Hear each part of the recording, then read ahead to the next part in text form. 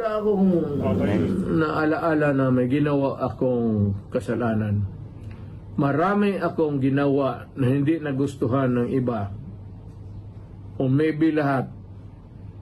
But I did it for my country. So when you, in your speech po kahapon in front of OFWs in Southern po, Mayor, you said na wala man akong kasalanan. What do you mean by that po? Walang kasalanan. If it means you have done something wrong, kasi kasalanan, masama man talaga. Wala akong naalaala na may ginawa akong kasalanan. Marami akong ginawa na hindi nagustuhan ng iba. O maybe lahat. But I did it for my country.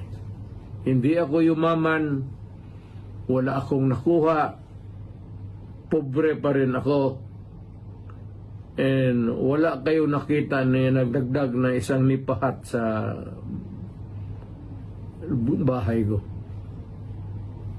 Wala kayong nakita na bagong kotse, wala kayo kita mo ito, katagal na itong panalangin ng apo ko. Took me so long at night. Kasi ayaw ko rin na gumastos yung mahirap rin yung hindi naman hindi kami pinagbigyan ng swerte sa buhay ng pamilya ko, pati mga anak ko financially. Hindi that pretty hard up, but we cannot afford the extra things in life. Kung hindi ako mapasok, hindi talaga ito makakita ng Disneyland itong daughter ko. Tagal niyang hinihingi yan sa tatay pati nanay, sabi lang bukas. At tanong-tanong ako, prangka-prangka. Hindi naman sabihin daw na wala silang pera, meron, pero it's not the right time to be spending. Okay. So maniwala ako kasi kayong taga Davao, kilala naman ninyo kami, ako mismo. Okay, part of... Alam ninyo yan. Okay po. Whether or not mag-succeed o mag-fail yung destiny will be part of your destiny in life.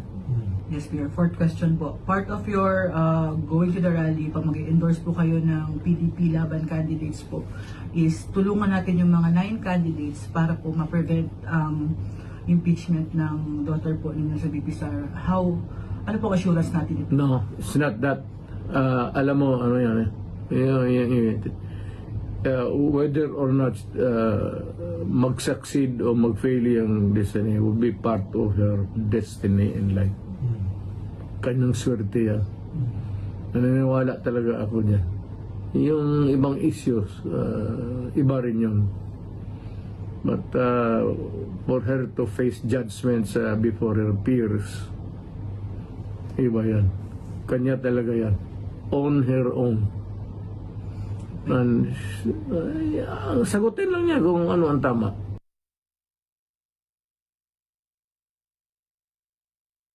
Even if you kill me now, totoo talaga, truly, it does not scare me a bit. Hindi naman ako magpasalamat, pero kaligaya ko na lang magpahinga na. Am I worth the toil of the police? At ako presidente noon, may gagawin akong kalukuhan. If they want to arrest me, I will go to them. No apprehensions whatsoever sa mga naririnig niyo po sa balita, Mayor, na may arrest warrant? Hindi po kayo na babother nito? I'm old for that, actually. Even if you kill me now, totoo talaga, truly, it does not scare me a bit. Hindi naman ako magpasalamat, pero kaligaya ko na lang magpahinga na. So, walang takot whatsoever? Wala, sir? About fear of dying? Yeah. For na. Yung susundan ka ng mga ICC. May ICC? 7,000 na daw po na mga polis na ka-deploy sa Davao, sir. Kakahiya naman niya. Pakisabi naman sa kanila na dagdagan nila ng a few more mag-recruit sila sa probinsya. Come to think of it, bakit gawin nila sa Yes. bayan ko Mm. at sa akin mismo? Yes. Am I worth the toil of the police? At ako presidente noon, may gagawin akong kalukuhan. If they want to arrest me, I will go to them. Hindi na ako kailangan ng presidente ako, naging prosecutor ako. Ano ba nakain nila?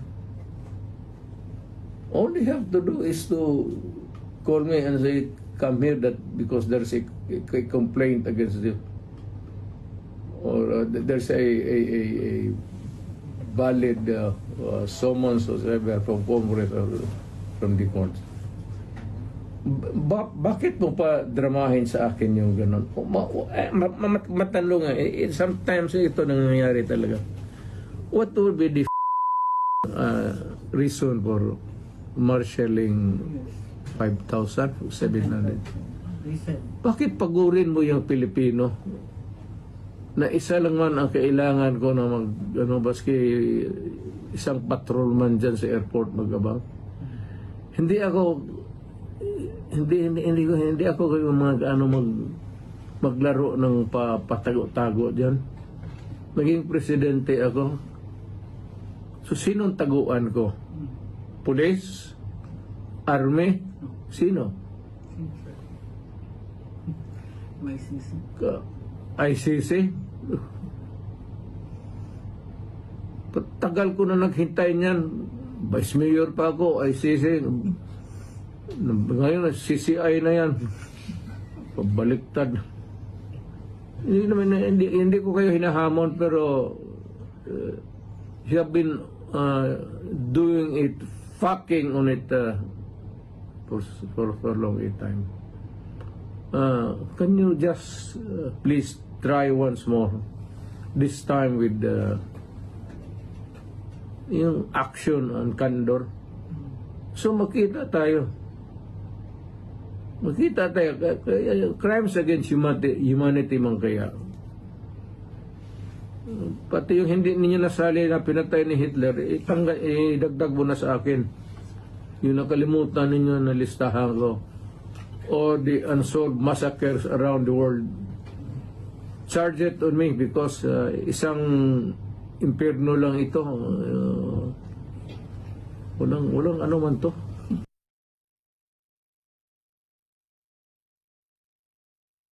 At yan nga po ang naging interview ni dating Pangulong Rodrigo Duterte sa SMNI o kaalyado nga po ni Pastor Apollo Kibuloy, ang pagmamayari ng kaalyado ni dating Pangulong Rodrigo Duterte.